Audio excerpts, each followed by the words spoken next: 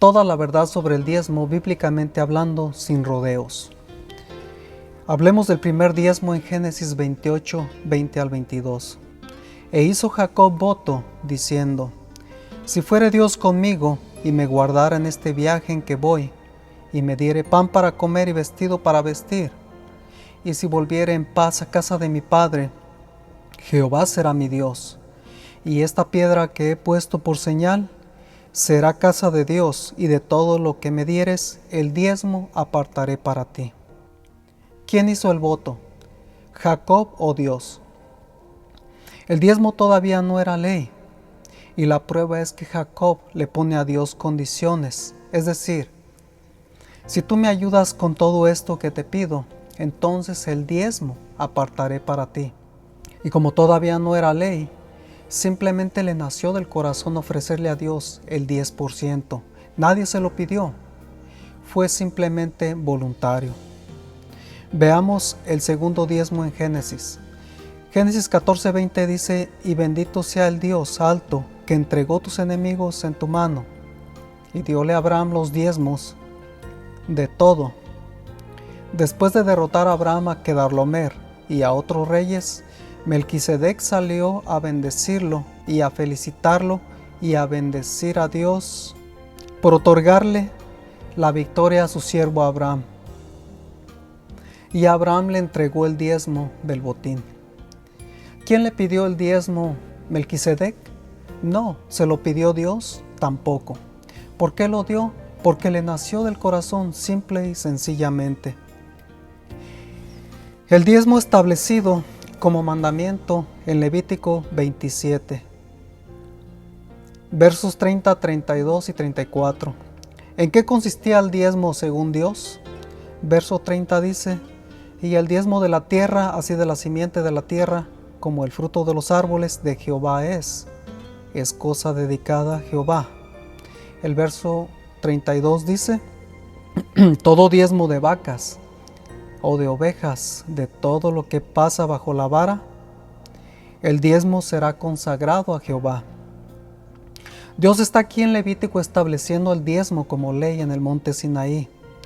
El verso 34 dice: estos son los mandamientos que ordenó Jehová a Moisés para los hijos de Israel en el monte Sinaí.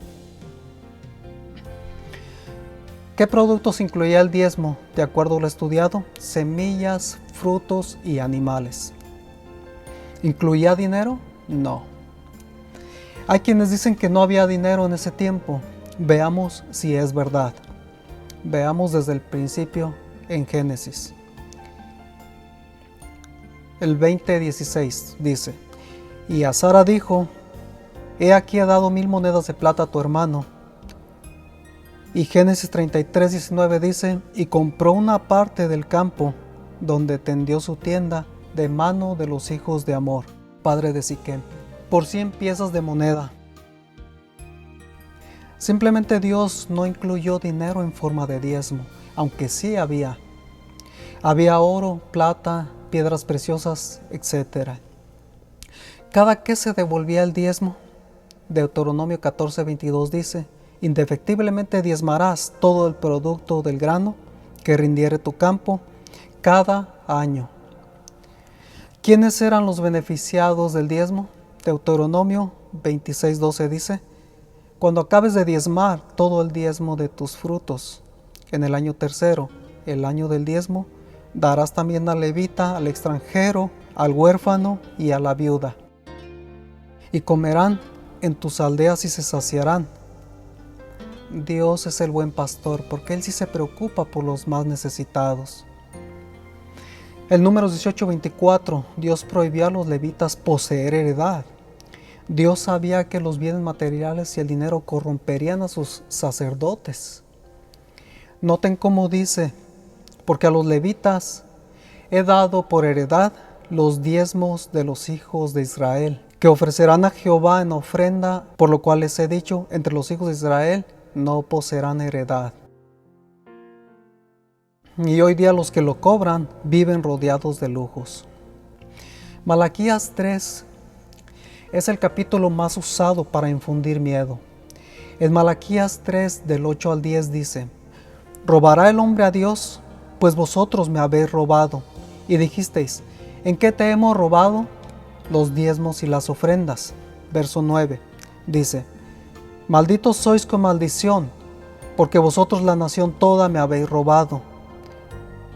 Y el 10 dice, traer todos los diezmos al alfolí y haya alimento en mi casa, y probadme ahora en esto, dice Jehová de los ejércitos. Si no, os abriré las ventanas de los cielos y vaciaré sobre vosotros bendición hasta que sobreabunde. Escudriñemos esos 3 versículos. Cuando dice traer los diezmos al alfolí, ¿qué significa alfolí? Como el diezmo solo consistía en alimentos, alfolí es un granero. Y para asegurarse, Dios dice en el verso 10, y haya alimento en mi casa, no dinero, alimento. El mismo texto 10 sigue diciendo, y probadme, si no os abriré las ventanas de los cielos y derramaré bendiciones sobre vosotros hasta que sobreabunde. En los tiempos del diezmo, cuando era ley, no existían diezmadores pobres. Las bendiciones aquí mencionadas eran 100% materiales y aparte eran las bendiciones físicas y espirituales, pero aquí eran materiales. Y la pregunta es, ¿por qué los diezmadores contemporáneos no son bendecidos como el pueblo de Dios en el pasado? ¿Por qué si son fieles en el diezmo viven de cheque en cheque? Dios no va a bendecir algo que Él mismo eliminó, como lo veremos más adelante. Ahora, Dios estaba haciendo graves acusaciones en estos textos que leímos. Está acusando a su pueblo de ladrones y por lo tanto eran malditos. ¿Pero cuál era el contexto? Y para entenderlo, debemos analizar los 4 capítulos de Malaquías. En el capítulo 1, del 1 al 5, Dios le recuerda a Israel su gran amor por ellos. En el verso 6, Dios le reprocha a Israel su deshonra y desprecio hacia Él. Lean todo el capítulo y se darán cuenta que a causa de que Israel desamparó a los sacerdotes, comenzaron tiempos difíciles, no solo materiales, sino espirituales. Y en el texto 6 dice que menospreciaban el nombre de Dios. Dice más adelante que ofrecían sobre el altar pan inmundo y sentían que la mesa del Señor era despreciable. Las ofrendas de animales debían ser con animales perfectos, sin defectos, porque representaban al Cordero de Dios que quita el pecado del mundo, y sin embargo, ofrecían animales ciegos, cojos o enfermos. Se deterioró tanto lo espiritual al punto de recibir cosas robadas como ofrendas. Y el problema comenzó con la desatención de Israel hacia los sacerdotes y levitas. El sacerdocio levítico era extremadamente importante, porque como dice el verso 6 del capítulo 2, y a muchos hizo apartar de la iniquidad. Aquí se refiere cuando los levitas hacían lo bueno. El 7 dice, porque los labios del sacerdote han de guardar la sabiduría, y de su boca el pueblo buscará la ley, porque mensajero es de Jehová de los ejércitos. Todo esto era grave. Los sacerdotes se hastiaron de las cosas de Dios, y al haberse corrompido Israel, y al dejar las cosas de Dios al olvido, también afectó en gran manera lo espiritual.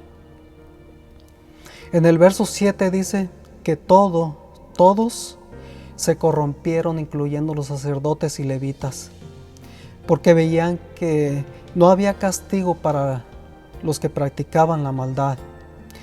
Las condiciones morales eran tan deplorables que los abusos hacia las viudas, los pobres, los huérfanos, los extranjeros y los jornaleros eran el pan de cada día. Entonces Dios les advierte que ya estaban colmando su paciencia, que ya era demasiado, que debían arrepentirse y volverse a Él.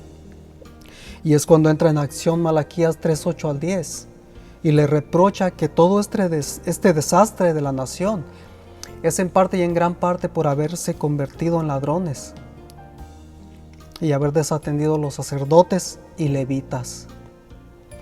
Este es el contexto de Malaquías 3. Más adelante veremos si estas palabras de maldición se aplican a nosotros.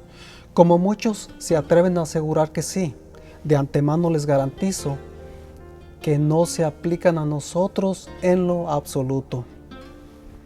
Como podemos ver, Dios estaba bastante enojado, porque al desatenderse a los encargados del templo, Satanás ganaba casi todo el terreno y la salvación de muchas almas estaba en peligro. En Lucas capítulo 18, verso 12, Jesús menciona el diezmo. Notemos que ahora ya estamos en el Nuevo Testamento y la pregunta sería, ¿por qué razón lo menciona? La razón por la que Jesús lo menciona es porque el templo todavía estaba en pie y el sacerdocio levítico también. Por lo tanto, todavía era legal. En Mateo 23, Jesús jamás menciona el diezmo en forma de dinero. Noten lo que dice. Ay de vosotros, escribas y fariseos hipócritas, porque diezmáis la menta y el eneldo y el comino. En el capítulo 7 de Hebreos desaparece el diezmo y el sacerdocio levítico para siempre. Los invito a estudiar todo el capítulo 7 del libro de Hebreos para que corroboren que allí aparece un nuevo sacerdocio y la eliminación del diezmo. La ley dictaba claramente que solo los levitas debían recibir los diezmos. Veamos lo que dice el capítulo 7, verso 5. Y ciertamente los que de los hijos de Leví toman el sacerdocio tienen mandamiento de tomar del pueblo los diezmos según la ley.